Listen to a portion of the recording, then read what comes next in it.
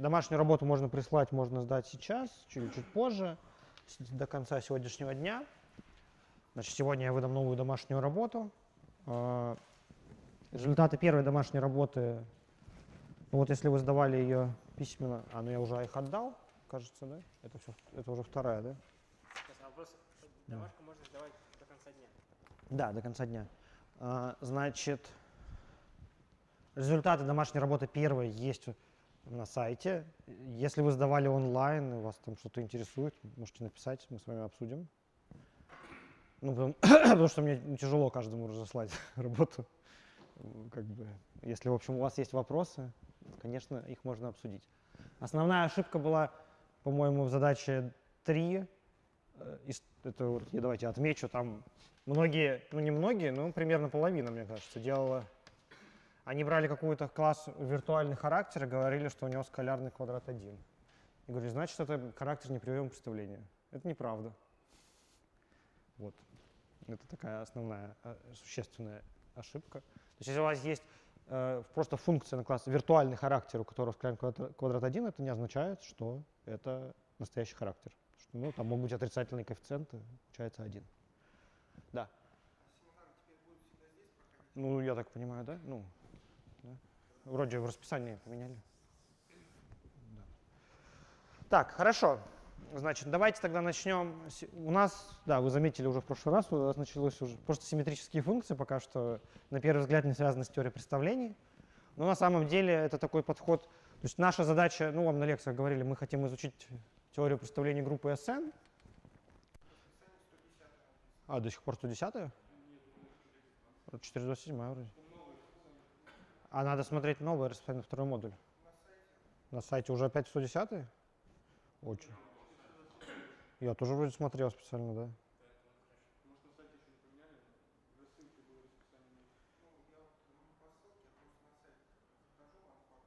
Ну, сейчас, давайте.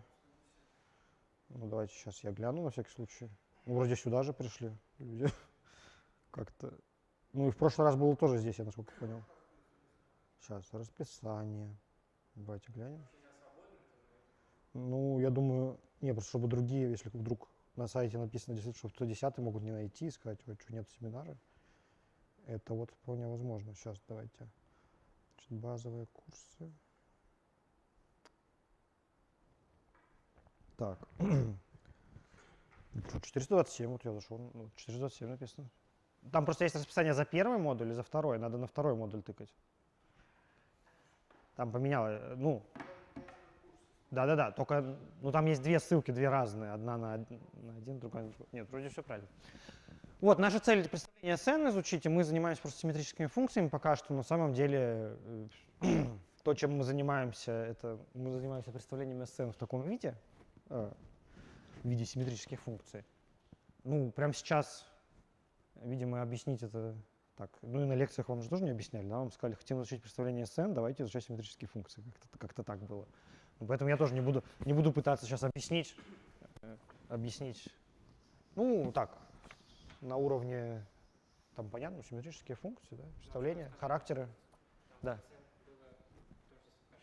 Да, что оно что-то означает. Да. Ну, в общем, это все будет дальше. В общем, я к тому, что пока просто изучаем симметрические функции, это как это, знаете, изучают матанализ, чтобы потом многообразие изучать. Изучают коммутативную алгебру, чтобы алгебрические метры изучать. Это такого сорта. Так, ну давайте я напомню, что симметрические функции, на них можно смотреть. Ну, во-первых, они для каждого, бывают симметрические функции однородной степени n, да? Это значит, это многочлены от n переменных. Ну, давайте там n большой обычно используется у нас в лекциях. Это просто, значит, инвариантные, это все полиномиальные функции, это настоящие функции, это многочлены, значит, инвариантность действия Sn.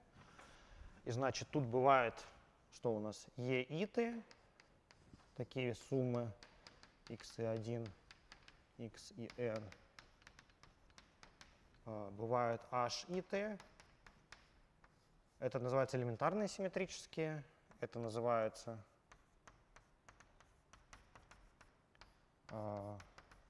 однородные. Ну, они как у нас сегодня никого по-английскому нет, да?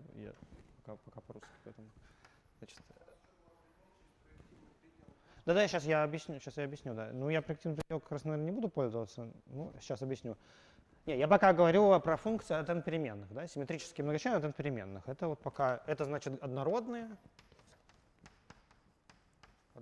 симметрические. Может, они как-то еще правильно называются? Как у вас на лекциях они назывались? И p и t есть функция, это сумма x и t в степени k по i. Это называется степенные или значит, ньютоновские симметрические функции. Ну и вы обсуждали на прошлом семинаре, ну или на первом курсе, например, что вот эти ребята... кольцо... Сейчас, давайте я c написал, но лучше здесь написать z. Да? Лучше написать z. Можно рассматривать коэффициент, многочлен с коэффициентами в z. И верно, что вот эта штука, во-первых, это можно написать, что это просто z от e1, en. То есть это алгебраически независимый порождающий. То есть любой, как теорема элементарных симметрических многочленов говорит о том, что любой симметрический можно выразить в виде элементарных симметрических. Ну и то же самое там с помощью инволюции, это у вас на лекциях, наверное, было, что на самом деле верно, что такие тоже являются базисом вот этого z-модуля.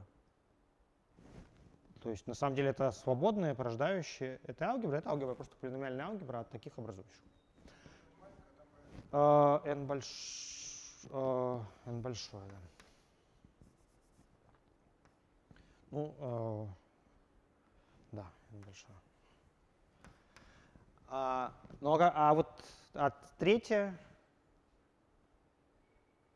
Третья не является базисом z-модуля. То есть на самом деле неправда, что это z от p1. Сейчас что зависит? Еще раз. Да. И p и t, pk давайте. X и t в степени k. Угу. Ну и здесь я тоже, что-то у меня с индексом какие-то проблемы. Здесь k, давайте. EKT, HKT и PKT. Что вот это неверно, сейчас мы, я думаю, обсудим почему. Но верно, что если мы все-таки с коэффициентами в поле возьмем, скажем, в Q, в поле с характеристики 0, то все-таки это верно. То есть важно, что вот эти вещи образуют, это образующие z-модуля, а это только Q векторного пространства. Значит, можно рассматривать, значит, в чем смысл, что такое симметрические функции? Ну, вот как в листке написано, и чтобы с ними работать, их можно понимать следующим образом. Просто симметрические функции — это такие формальные степенные ряды от бесконечного числа переменных, инвариантные относительно перестановок вот этого биекции из множества 1 натуральных чисел множество натуральных чисел. То есть таким образом вот эти функции, я здесь специально не писал ограничения, вот эти функции можно рассматривать как симметрические функции. То есть здесь, если мы рассматриваем от n переменных, то здесь надо ставить ограничение от 1 до n. А можно не ставить. Когда это будет немногочленный степенной ряд такой формальный. Там проблема, что это уже не функция. Да? Это функция, сюда можно числа подставлять. А это не функция, сюда нельзя числа подставлять. Что сходимость там и так далее.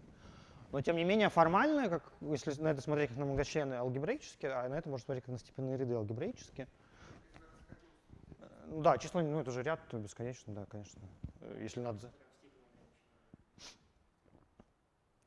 Что значит степень ограничена?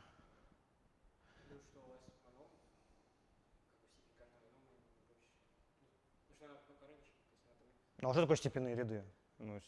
Что такое степенные ряды одной переменной? Там x степени какой-то, x степени какой-то и так далее. Что такое здесь? Это x1 в степени какой-то, x2 в степени какой-то и так далее. И все возможные их перестановки. Я не очень понимаю, в чем вопрос. Я вот определяю симметрические функции таким образом. Просто вот такие формальные степенные ряды, но ряд относительно s бесконечности. Сказал, что там на лекции было да. про это. Там какой-то Не, вопрос был такой, я знаю, какой был вопрос, сейчас я объясню. Сейчас, я просто пока объясняю, что вот эти все выражения, я специально намеренно не писал здесь ограничения, они все являются элементами вон там. А при специализации, то есть когда вы какие-то хвост, бесконечный хвост полагаете нулями, получаются вот эти функции. То есть как бы, поэтому это можно это сформулировать как проективный предел чего-то там, но можно так не делать, можно смотреть на это вот таким образом. Ну да, это значит, ну это по сути означает, что вы каждый можете занулять по одному. У вас как бы бесконечно в ту сторону такая цепочка, вот там, каты от одной перемены, от двух, от трех и так далее. И вот такая элемент этого проективного предела — это такая бесконечная последовательность. А по сути, ну, а можно построить биекцию с тем, что это на самом деле просто степенной ряд вот этот.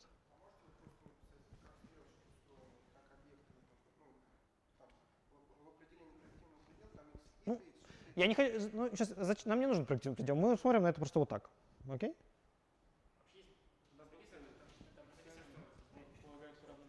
Да-да.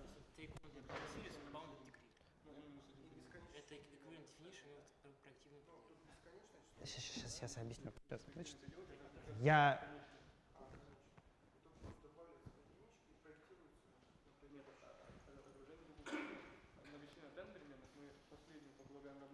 Получаем от n-1 и так далее. А можно считать, что это такой степенной ряд.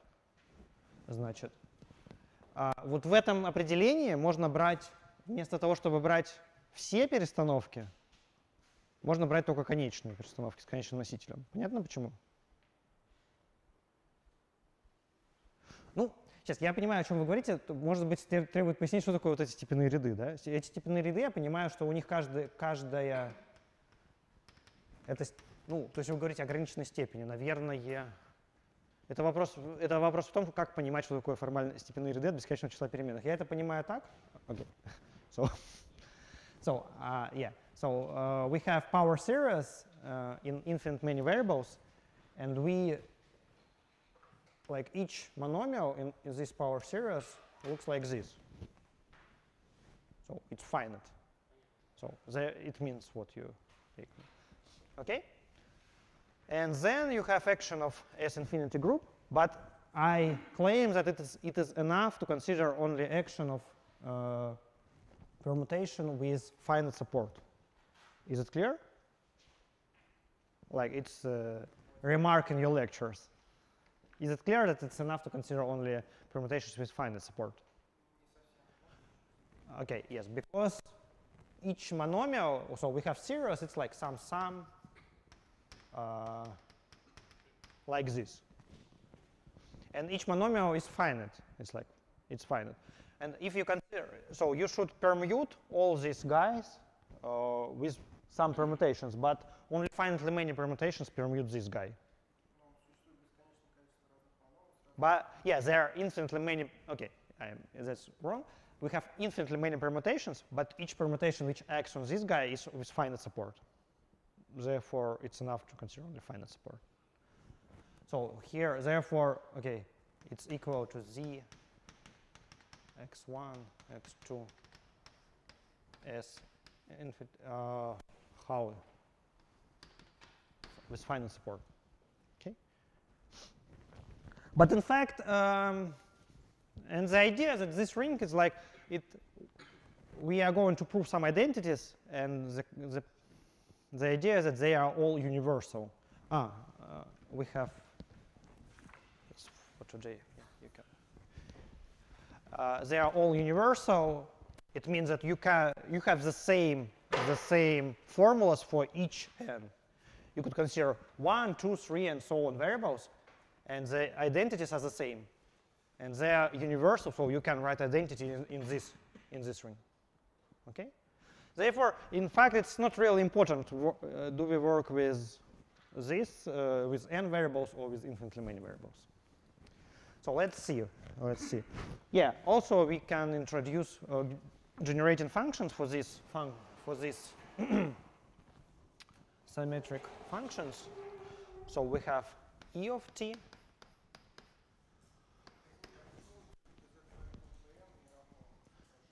Yeah, this is a problem 1v, so we'll see it.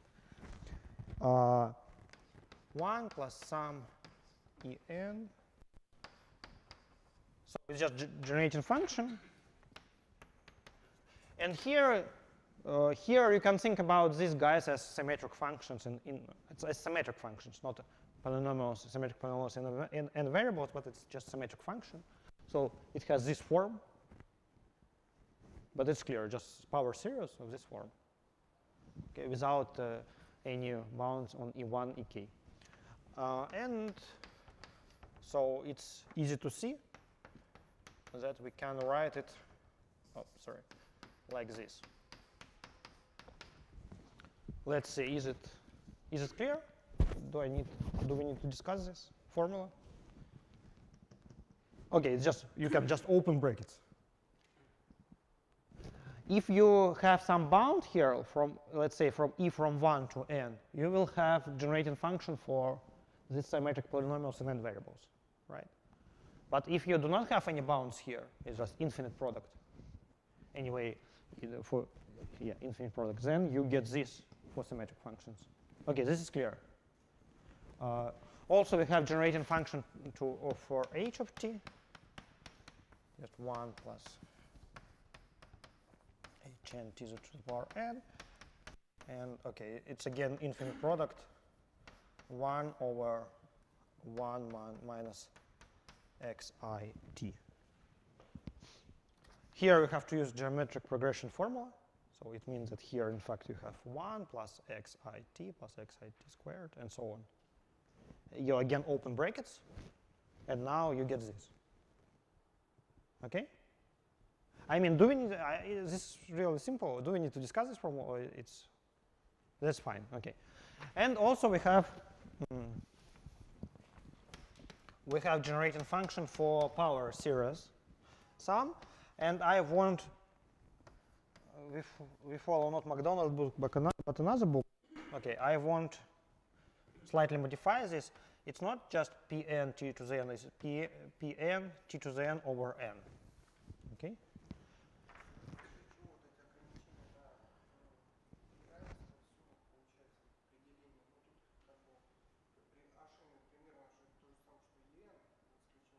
It's not, yeah, but for En, each monomial consists of different xi's, but here you could have the same xi's.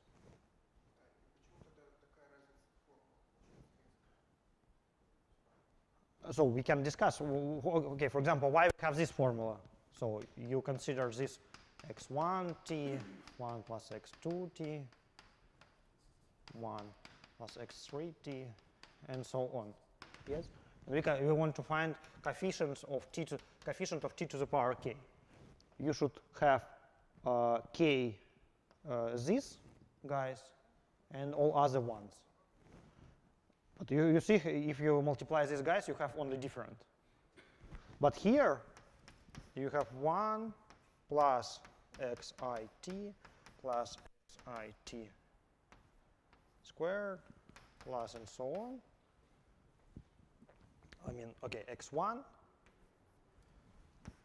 plus x2t plus x2 squared, t squared, and so on. This product. And again, you just open brackets. And you want to find coefficient of t to the power k. But here, it's like the same, but you could use any degree of any variable. So it just happens like to be this. So I mean, it's clear that we have what we have. Therefore, we have such difference in formulas. In other words, in this formula, you have only one xi of each type. But here, if you have geometric progression, you can choose any xi in any degree. Okay, and here you have generating function for power series. But I want to divide here by n in order to simplify some formulas. It's just not necessary. It's just like, OK, I define it like this. And here we have written formula. Let's prove this formula, because maybe it's not immediately clear why it is true that it is just, and in fact, this is problem 1b immediately. But let's prove that we have this. So it has this form. Why?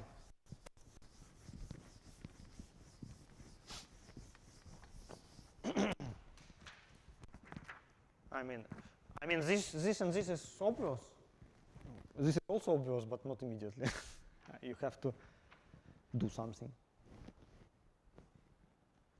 Any ideas how to get this formula?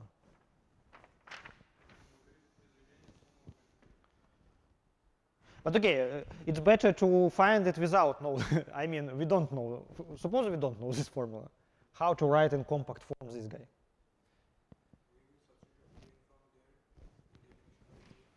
So you can just substitute here Pn, right? Let's substitute. You can write. Okay, P of t is sum of P. We have all formal things. Pn. And you see different, and another difference that here you have 1 and here you don't have 1. Yeah? It's also in order to have good formulas. You can write, okay, Pn is just sum xi to the n, t to the n over n, and here sum I by I by I. Okay? Greater than 1.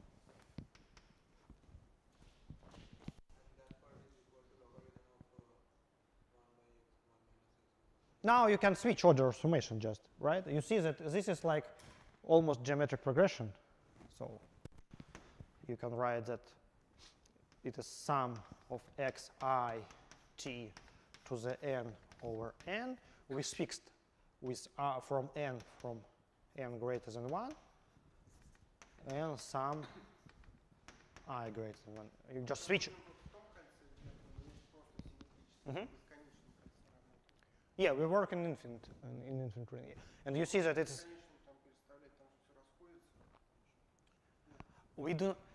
we work purely algebraically. It is just algebra of power series.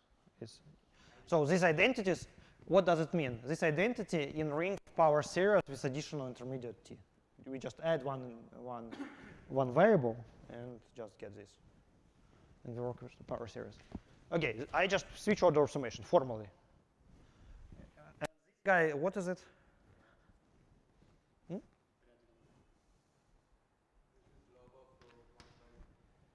Yeah, so it is sum of I greater than 1. So we know logarithm series, right? Logarithm 1 plus t is t minus t squared over 2 plus. But here we have only with pluses, so it's like logarithm 1 minus t, right? So sum of logarithm 1 minus xit. So it's identity in the ring of power series. We have just logarithm of x is just x minus x squared over 2. Logarithm 1 plus x cubed over 3, and so on. It's just definition, by definition. This is definition of logarithm.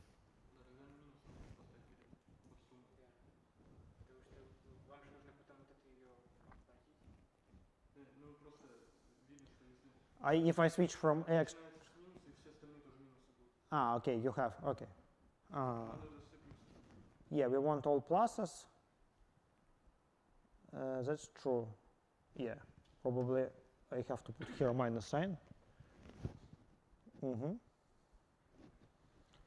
And now, I mean, so maybe I have to put here a minus sign. Yeah, that's right. So in other words like this. That's true. And you get, okay, you just logarithm of sum is sum of logarithm. Again, it's formal thing. In formal power series. And we get formula, I claim. We also solved, let's see that we have solved 1b, right? 1b claims that p of t is logarithm of h of t, and h of t is exponent of p of t. And now here is the reason why you can ask, why here we have 1 and here we do not have 1. But as you know, if you have power series, for example, logarithm, you could write logarithm of any unipotent power series where you have 1. Then it works. in opposite direction, if you have exponent series, you can substitute x by any power series, nilpotent power series with 0 first component. In order to write these formulas, I have to, so it's meaningless to write here exponent of 1 plus something, because you will have infinitely many sum for each coefficient. So that's bad operation. Okay? No? So once again, so I mean, okay, we have series exponent x. It's 1 plus x squared over 2, and so on. I claim that can we substitute x by any power series? The answer is no.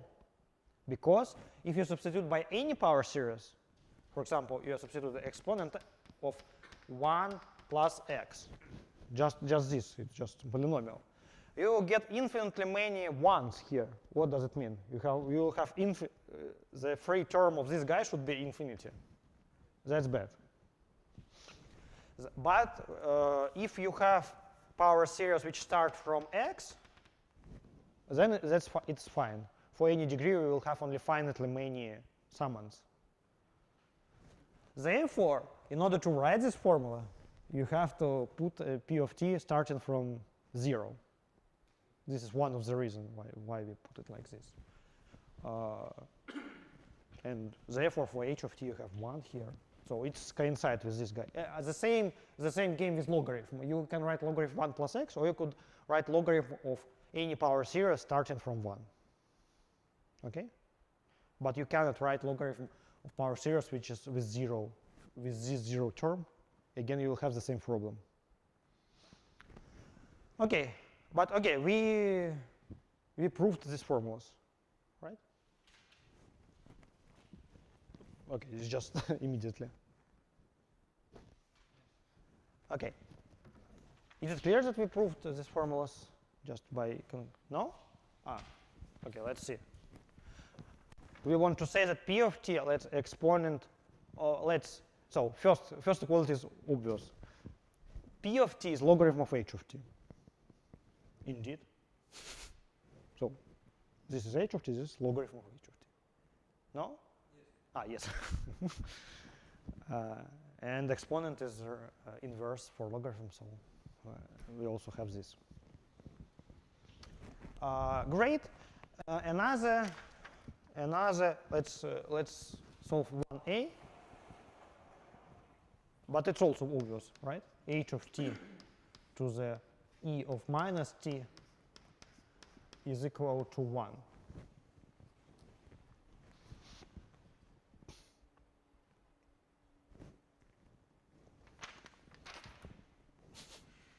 Okay, that's true. In fact, why, for example, what does it mean? So we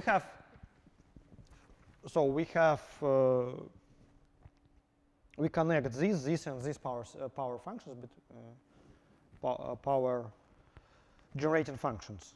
It means that in fact you can write this equality in terms of power series. I mean, you could write, okay, but in fact here you have hn t to the power n, and let's say n greater by 0, and h, we can put h0 is equal to e0 is equal to 1 times en minus 1 to the n t to the power n.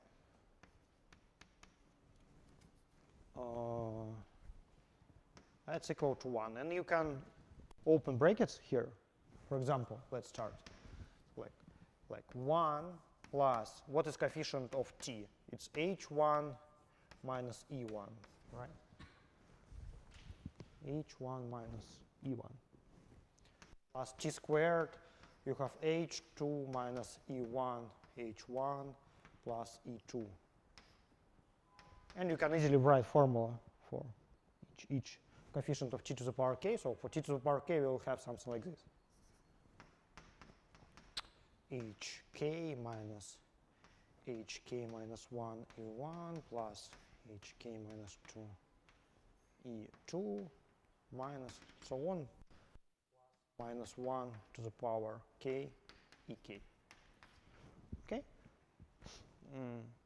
So you have this, it means that you can recursively write formula for hk in terms of ek, for example, and vice versa. So it's just connection between these and these generators. And you see what I mean by saying that this is universal formulas. Like, okay, now you can put some variables is equal to 0, and you get formula for polynomials of degree n, for degree n. So, I mean, if you have only degree n, then here you will have only up to degree n equality, and all other will be zeros. In particular, it means that from the fact that E1 are free generators, you get from this, it's okay. The question for you, is it clear that from this recursive description we have, so you proved in previous seminar this? Do we have this from this? So suppose that we know that symmetric functions are generated by elementary symmetric polynomials. But it means that H1, Hn generates, right? They generate all algebra, but we should also prove that they are algebraically independent. Because we have inverse, yeah. So I mean, so actually we proved this from this. So this is ordinary theorem from first course, and here we proved this by using this this obvious identity. I mean, moreover, we proved it for any n, and moreover, we proved it for symmetric functions itself.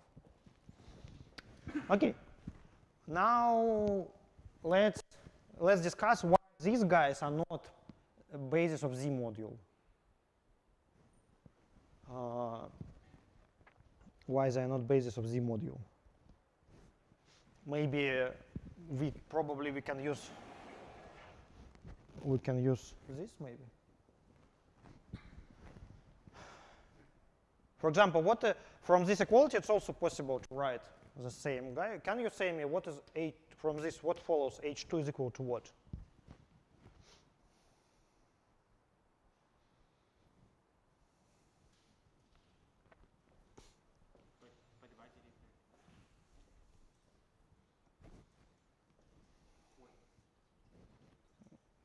Yeah, I mean, you can use this equality, or you can, it's better to use this equality, but you can check yourself by, you know what is H2, what is P2.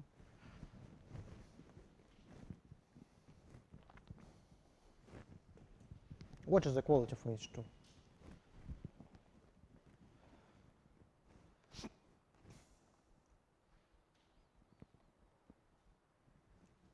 I mean, you consider exponent power series and substitute to it this guy and consider coefficient of t squared, right? What is coefficient of t squared?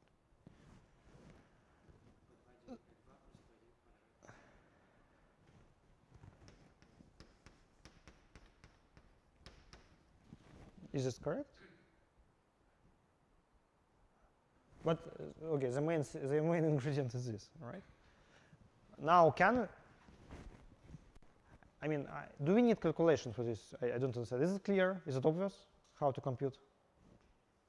Or not? Okay, probably not. I don't know. Okay, let's see. Exponent p of t is 1 plus p of t plus p of t squared over 2 plus and so on. We are interested in coefficient of t squared, so we are not interested in what happens here. Only these guys are important.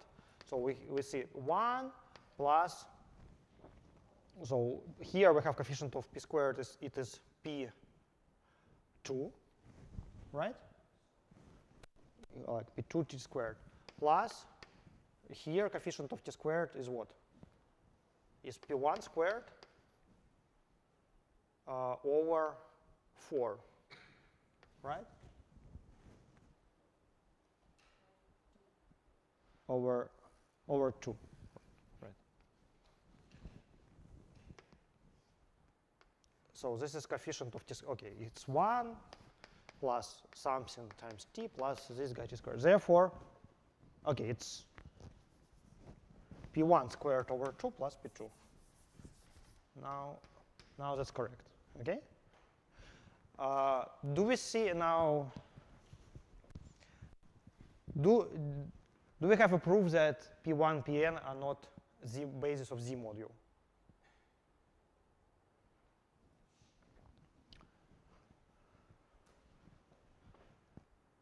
First of all, is it obvious that this is a basis of Q vector space? That's obvious. That's almost the same. You have the same recurrent formulas. Moreover, they are not recurrent. They just okay. You have expressions for Hn in terms of P of power series, but they will obviously have some rational coefficients. So if you work in Q vector space, that's fine. Moreover, P1s. So in other words, P1s form a basis of Q vector space, but can they be basis of Z module? Is it possible to express HIs in terms of P with integer coefficients? Yes. So therefore, we cannot have expression with integer coefficients. So, I mean, it's obvious. I mean, this is the answer to your question. This is the proof. This identity just proves that of this. Okay. So therefore, in some sense, these first two generators of symmetric functions are better than these power sums because they are basis of that module and they are more universal. But if you work over fields, then you can use PIs as well. Okay. Let's move forward. So problem number 2. Problem number 2. It's pretty combinatorial.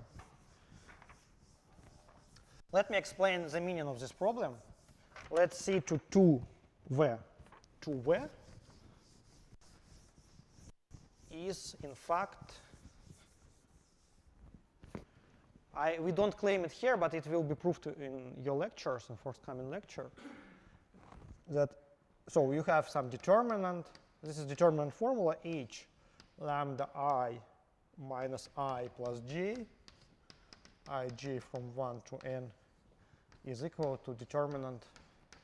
It's our purpose of lambda I prime. This is conjugate Young diagram. So you start from, so let's fix something. Lambda is Young diagram. Let me draw it good because we'll use it for this question.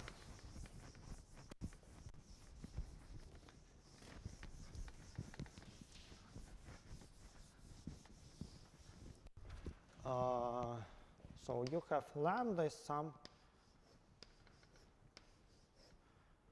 Young diagram, let's say like this.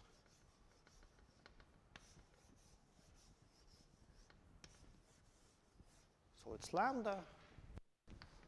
Lambda prime is when you switch, you write rows to columns, right? Lambda prime in this case is just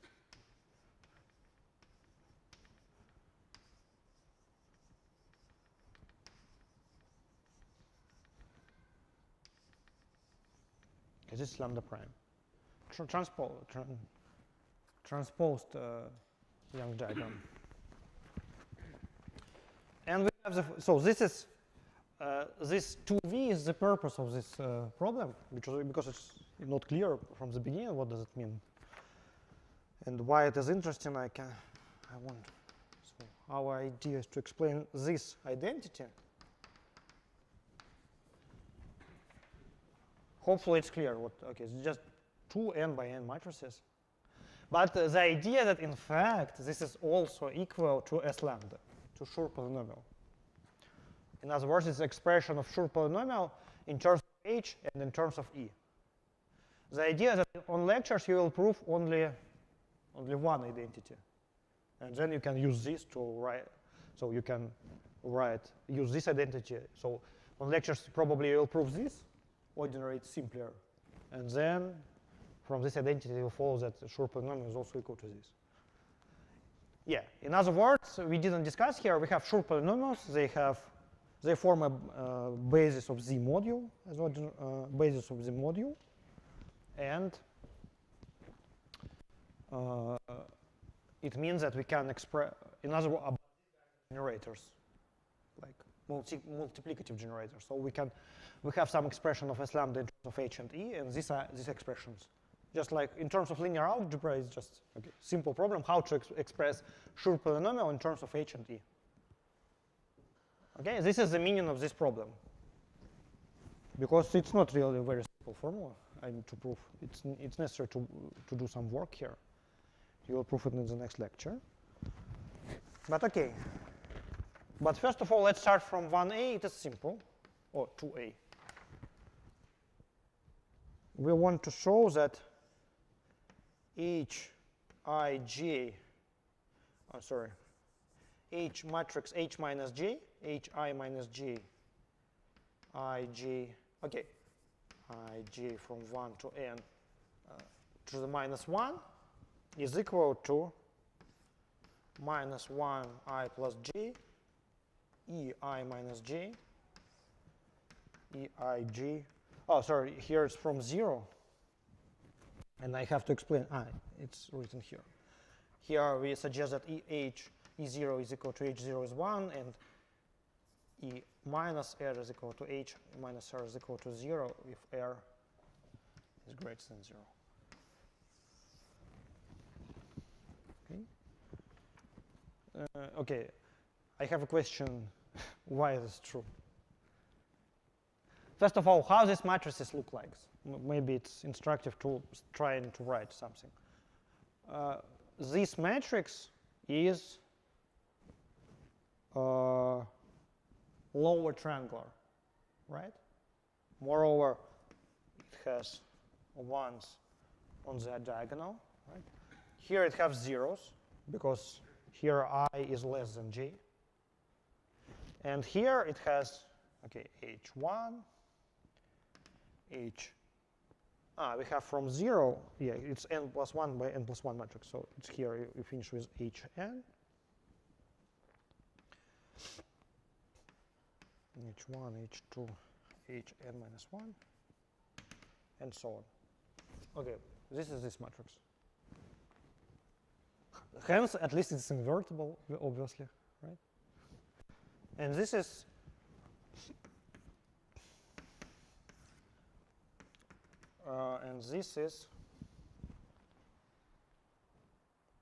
this is also a lower triangle matrix, right?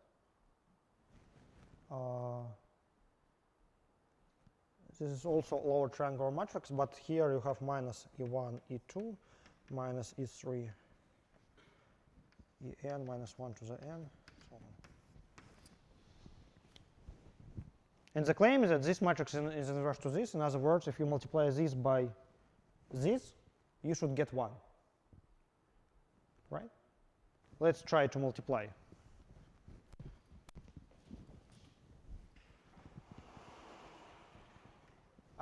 I'm waiting that somebody will say that it is obvious, but no?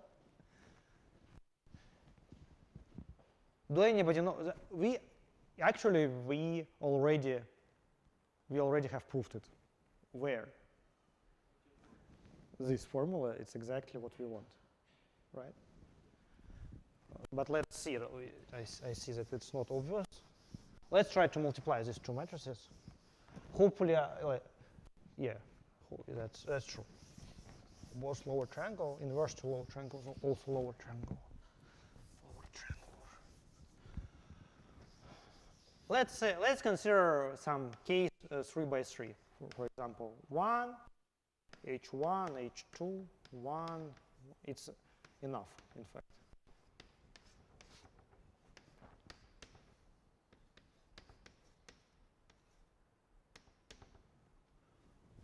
All right. Let's see what we will have. So, no, I multiply these two to get 1. So this is inverse to this, therefore this times this should be 1. Moreover, So in fact, in different order, but it's not important. If in this order is 1, then in this order is also 1. So what we have here, so for example here, let's say C1, C21, C31, C32. C21 is equal to what?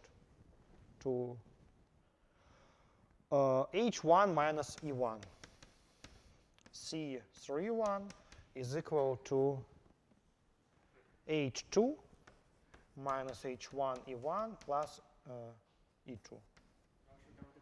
It's just exactly this equality, this recursive equality. So it's another form, just another form of this identity h of t e to the minus t is 1. Okay?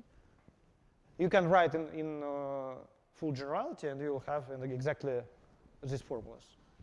Okay? So therefore, it is equal 1, 1, 1, 0, 0. So they are inverse to each other. That's good. That's good. In particular, yeah, that's okay. Now let's solve 2b. So the idea of 1a and 1b, using 2a and 2b, you can prove 2v. So this formula for sure polynomial.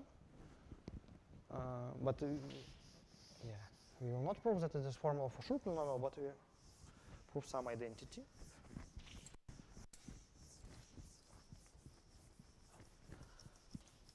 So 2b is purely combinatorial problem. Purely combinatorial problem.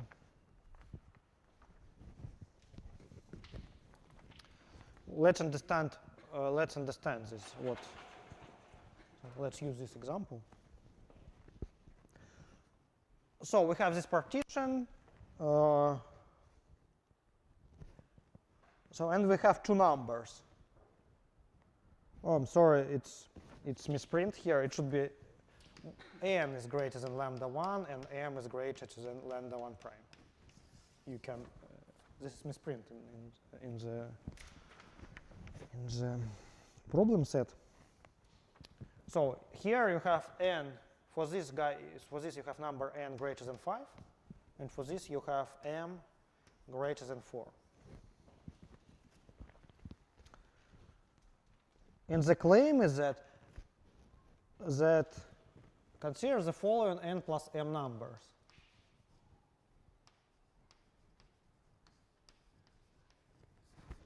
So lambda I plus n minus I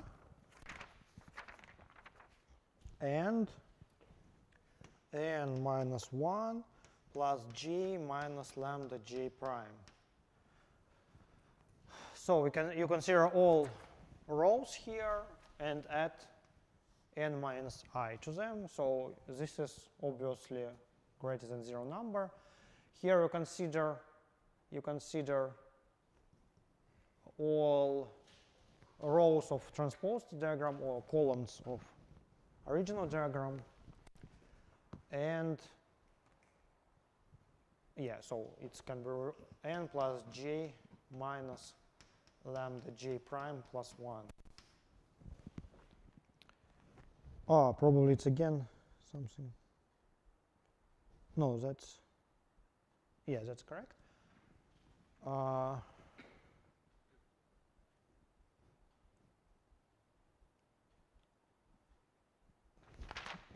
Yeah, I hope this is correct.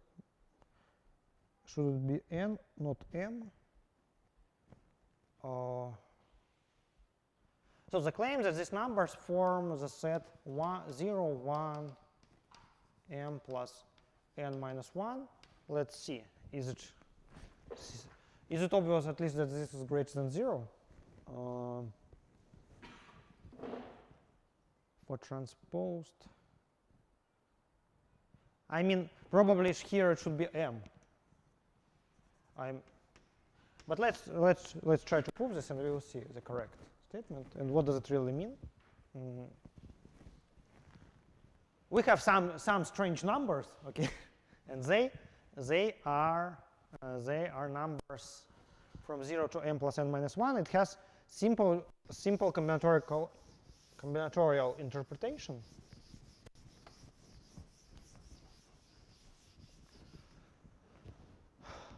So we have this diagram. And we have two numbers, n and m. The n is greater than number of columns, and m is greater than number of rows. Therefore, we can include our diagram to some rectangular n times m, right?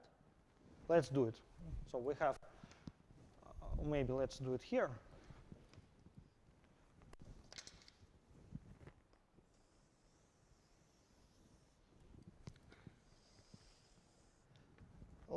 Yeah, let's fix maybe something. Let's say here, we should use any number. Let's say n is 7 and m is 6, right? So then we'll have something like this.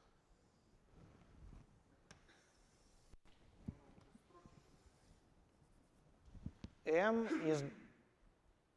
is greater than this, than columns. So n is greater than this number. N is greater than this number, and m is greater than, maybe, I mean, okay, n is 7, let's say n is 7, m is 6, and here m is, so once again, n is number of columns, so here we have n. That you're right. Let's, so m is, but no, that's fine, but you should add here some additional stuff.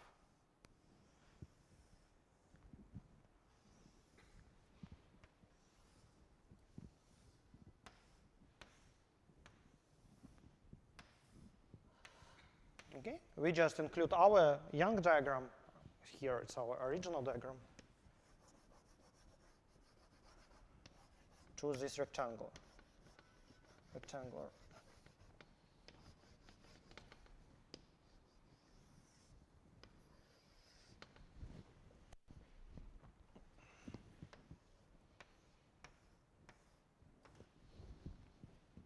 So 7 times 6, okay? And now, what are these numbers? What are these?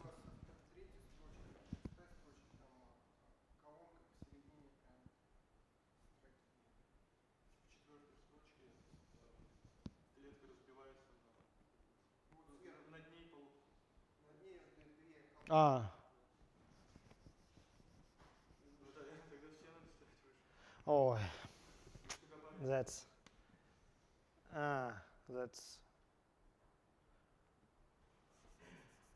I see. Let's do it like this.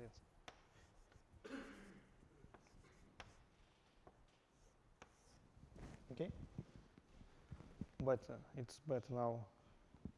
So here is our diagram. Okay, therefore lambda prime is different, but okay, we do not need lambda prime. Let's see. So now the idea is that, do we have another color?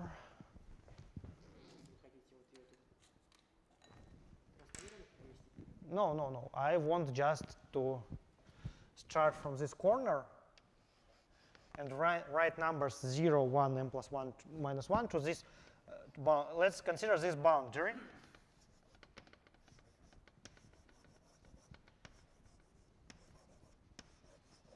Okay.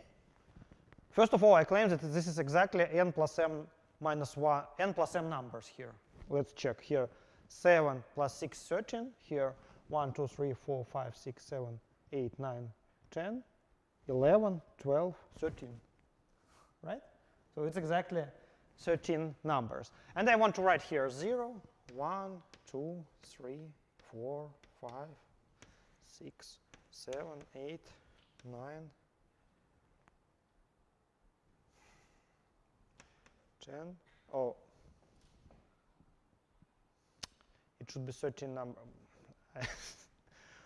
It's better to draw. Yes, I did this way. So 0, 1, 2, 3, 4, 5, 6, 7, 1, 2, 3, 4, 5, 6, 7. 1, 2, 3, 4, 5, 6. That's true. 0, 1, 2, 3, 4. Here it is 6? rows.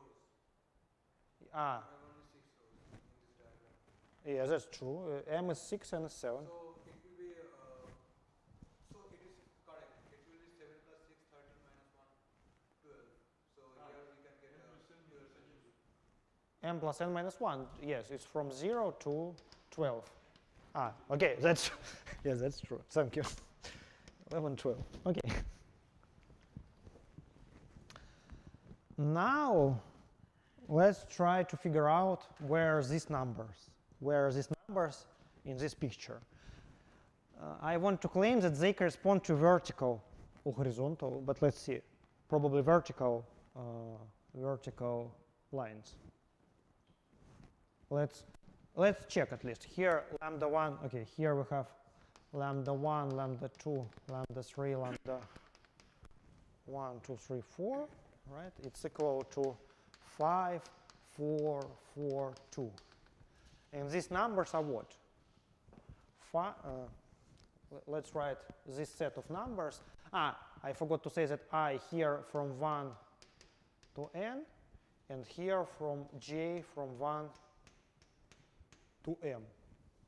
From 1, so but no,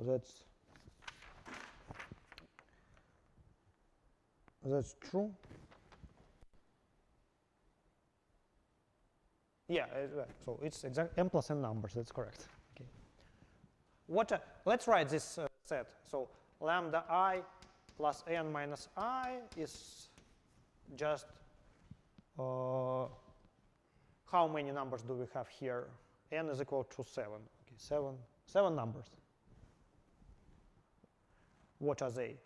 So you have n minus I, so 6, 5, 4, 3, 2, 1, 0, right? This is lambda I, this is n minus I. And we added at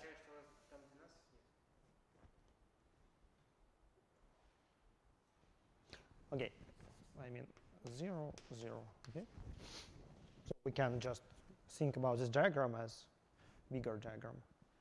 But,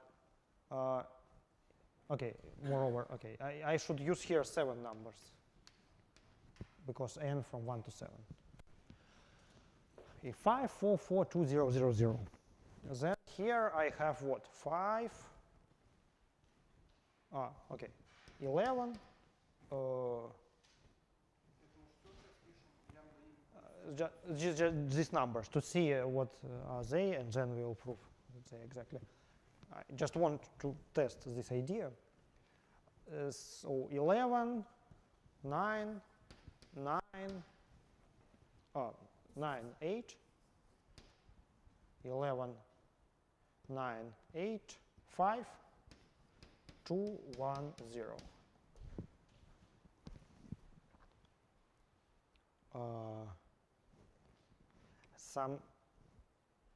So let's see, probably some, it's almost what I want. So they should be vertical.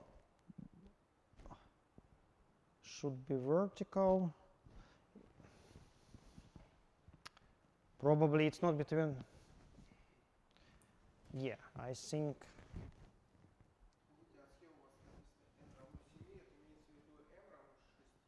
N is equal to 7, m is equal to 6. So here n is 7, m is 6. Yeah, probably it should be here from 0 to n minus 1. Then you have to, from 0 to n minus 1, so here it will be 12, 10, 9, 6, 3, 2, no.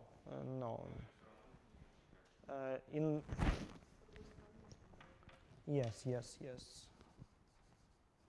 Something, so from 1 to n, it's shifted by 1, somehow. Yeah, let's see what we get. So originally, once again, it's 11.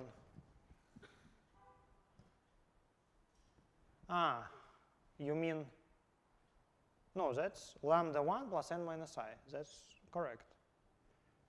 But probably n minus.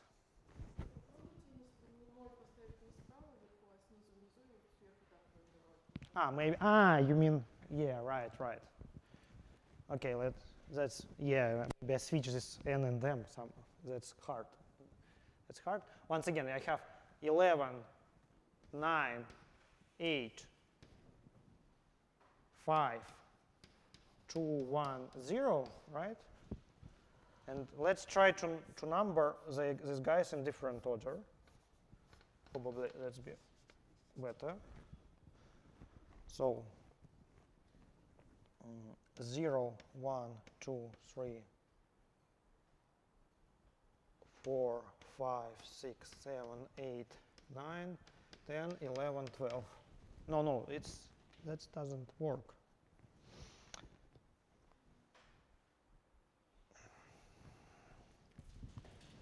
So what is lambda I plus n minus I? No, that's fine. So we have shift by 1. It's almost what I want to say, but here, let's see. So let's use original. 0, 1, 2, 3, 4, 5, 6, 7, 8, 9, 10, 11, 12. So, but we have numbers 11, 9. No, we have something strange completely. 11, 9, 8. 9, 8, 5, 2, 1. No,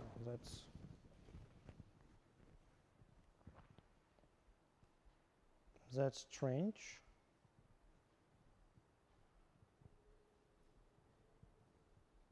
N is equal lambda I. So here some mistake in formulas probably, or probably in rectangular once again. So maybe so we have number n is greater than lambda 1. Lambda 1 is number of columns. And m is greater than lambda 1 prime is number of rows. All right, lambda 1, yes, true. Therefore, here should be m, and here should be n. That's fine. 7, 5, 6, 7, 5, 6 times 6. No, rectangular is correct.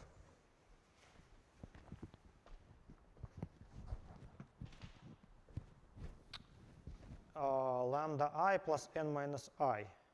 So lambda I in this case is 5, 4, 4, 2.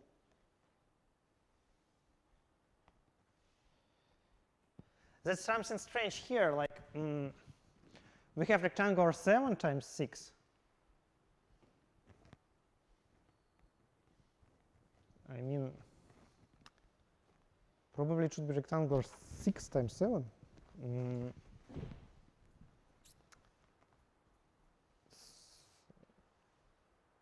There's some problem with, because this is slightly strange, because here lambda I plus n minus I, you have here 7 numbers, but rectangular is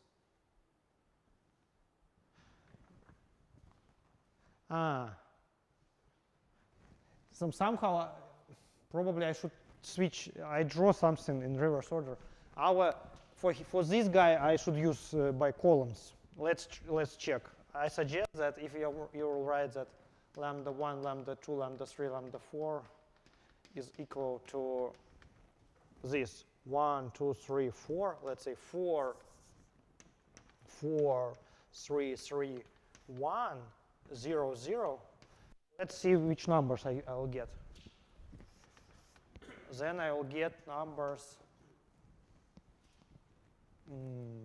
10, 9, 7. Yeah, that's correct. 10, 9, 7, 6, 3, 1, 0.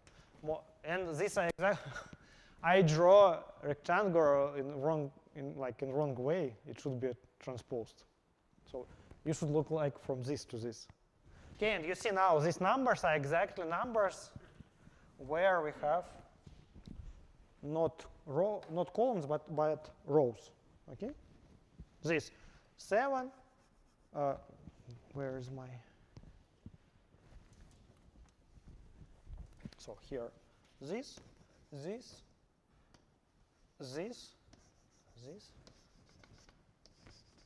Okay, so now it's work.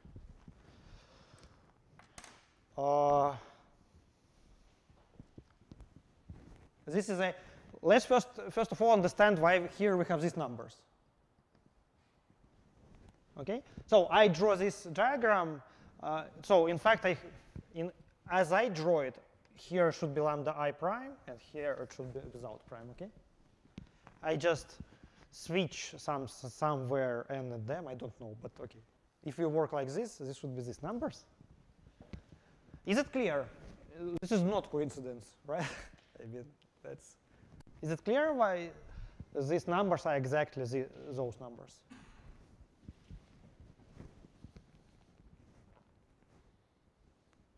Moreover, also, like if you start from biggest number, it is here. Just some combinatorial. Okay, let's think about it. Why are these numbers are exactly these?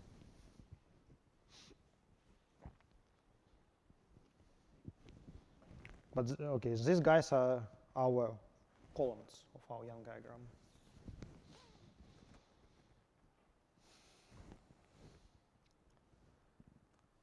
I mean, why? Okay, let's start from the beginning. Why first number in this? Why lambda I prime plus n minus 1? Why this number is exactly first time where we will have horizontal line, horizontal segment. I hope it should be clear. No? So here you have m.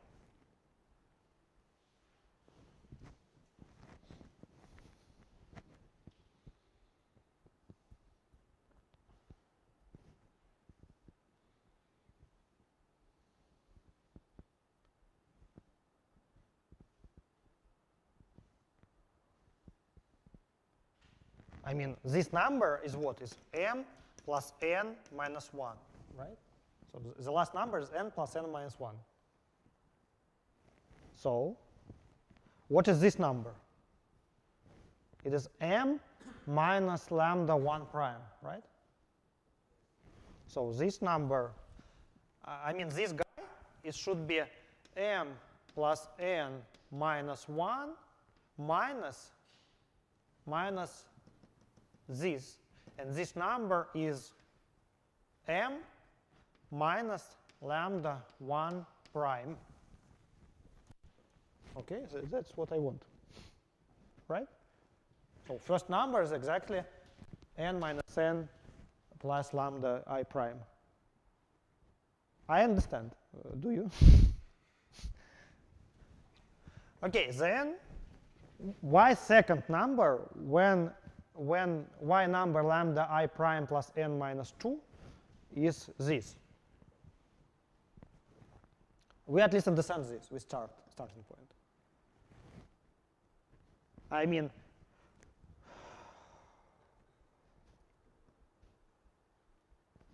how many segments you should travel until you get again horizontal segment? So the claim is that, okay, next number is n, so this is exactly lambda 1 prime plus n minus 1. Now I claim the second segment will be lambda 2 prime plus n minus 2. First of all, it's clear that if next column of the same high is as high as the first one, then that's true, right? If lambda 1 prime is equal to lambda 2 prime, then it's OK. If it is not equal, then OK, let's test on this guy. Then you travel what? You travel lambda, OK, lambda 3 minus lambda 2 prime. Prime, yes. OK, let's try to explain. It's almost. So suppose that.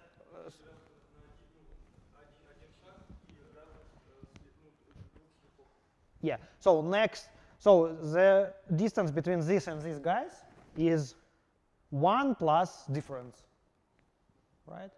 But if previous, so therefore if we have some previous lambda I prime plus n minus I, then next will be, you should subtract from this difference of lambda I prime minus lambda I plus 1 prime, right? Plus or minus 1, I don't know.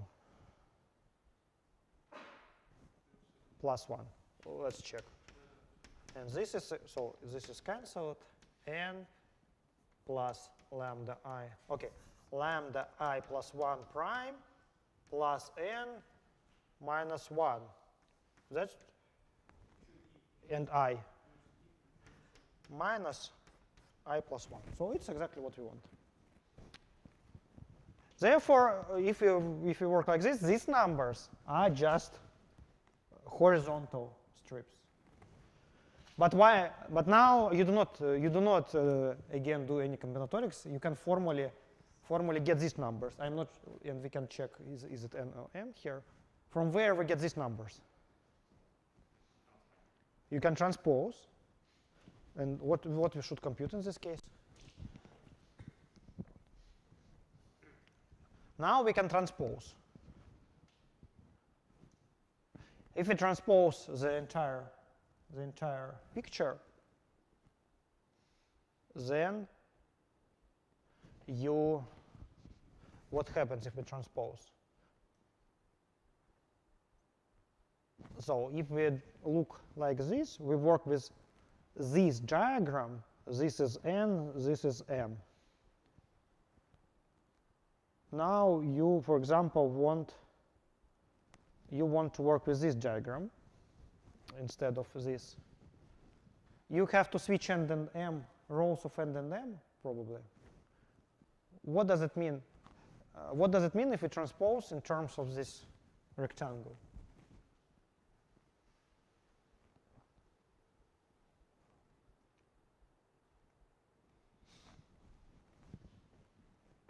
Again, that's a good idea, but we have to understand indeed what happens if we transpose and why we get, from where we get these numbers.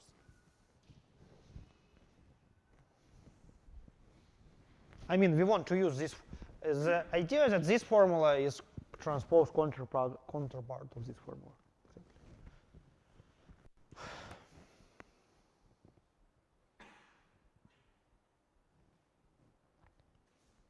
But probably we just should switch rows of n and m. How can we? We want to write lambda I prime in terms of lambda I.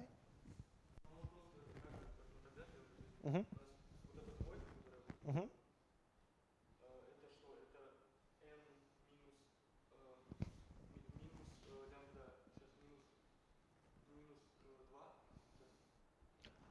Okay, maybe we can. N minus lambda 1. It's if g is 1, it's n minus lambda 1. Exactly.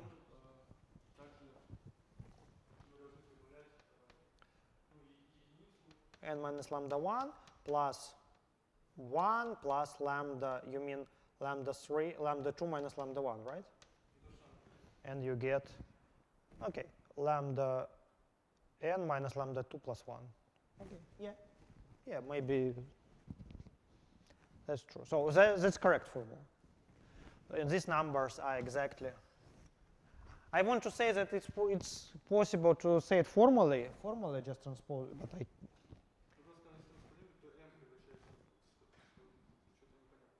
And them switch roles, right? Yes, we have n. But yeah. But anyway, so probably it's also clear that we have these numbers. Just using again the same picture. So these are exactly those numbers. Okay, now let's try to use why we want to do it. Let's try to understand how from 1a to a into b it follows to v, to v.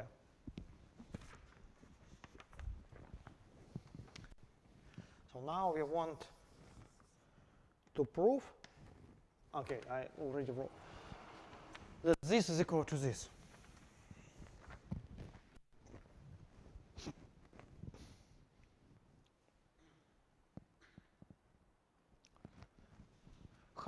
Let's connect this guy with this guy. Do we have any connection of this determinant with this matrix?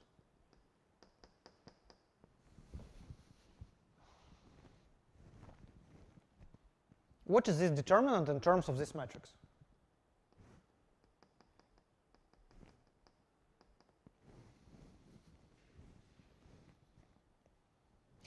I claim that we want to realize that this guy is exactly minor of this matrix.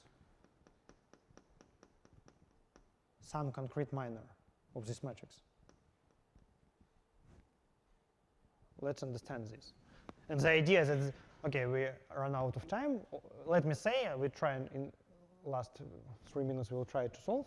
But anyway, so the idea is that this is minor of this matrix, this is minor of this matrix, and that this inverse is equal to this. Then we have corresponding, or in other words, this times this is equal to 1. We have corresponding minors, and one is this, one is this. And corresponding minors, we should use this formula to find corresponding minors.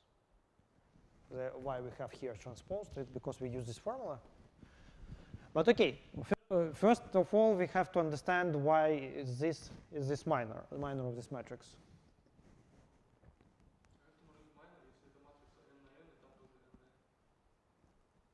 First of all, it's n plus 1 times n plus 1. Yeah, that's a good question. But here, what is lambda I? Lambda I is splitting of number n. So you have lambda 1, lambda n. That's not really true that all these guys are ones. All these guys are non-trivial guys. You have only 1, 1, 1 splitting where all lambda i's are not equal to 0. But after this, you have something like 2, 3, and all other guys zeros.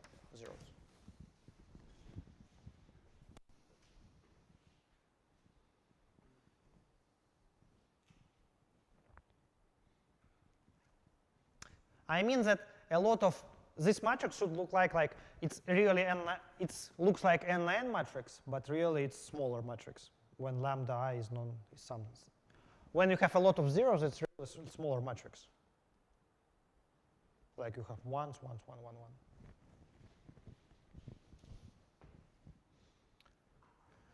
But okay, so let's start next seminar from this question.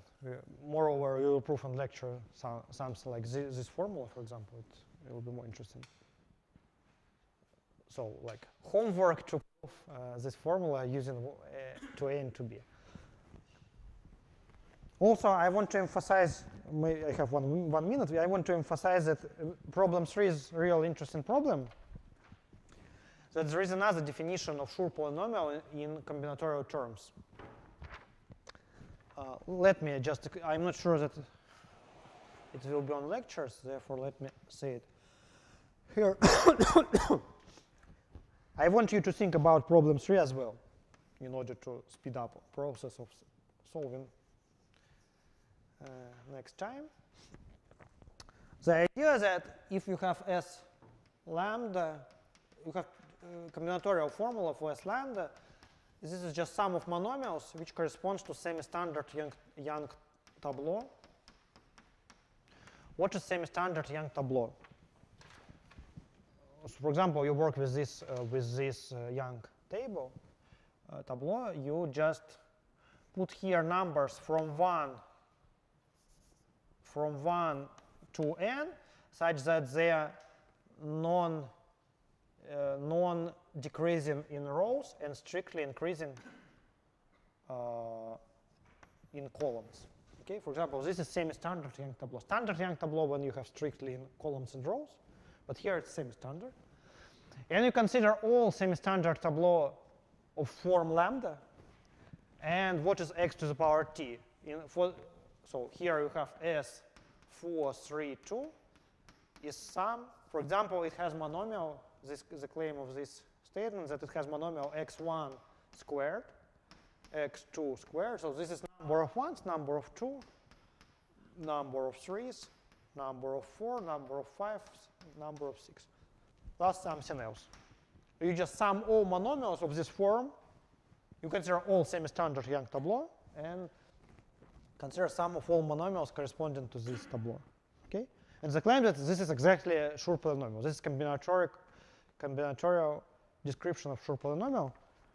And you can prove it using branching rule. In the last lecture, you discussed branching rule. What happens if you S lambda of x1, xn minus 1, 1. Yes? And this is sum of S mu, where mu is like, it has its Young diagram with the following property. Like all its interests are between corresponding interests for original Young diagram, okay? And the idea is that you can use this formula n times, at least you get something like Schur polynomial in one variable, and you will get sum of some monomials, and you can construct bijection between this semi-standard tableau and this branching rule. I want you to think by next seminar about this, because like all this combinatorics is, if you don't think about it before, it's really not very fast to solve something. So it's better for you to think about it previous lecture. Yeah. That's bad. Thank you. Okay, that's it. Here is new homework problem. This is due to 2 weeks, so it's due to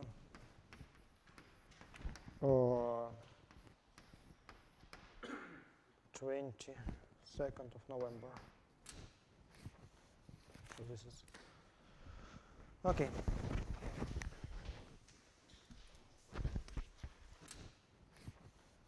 So this is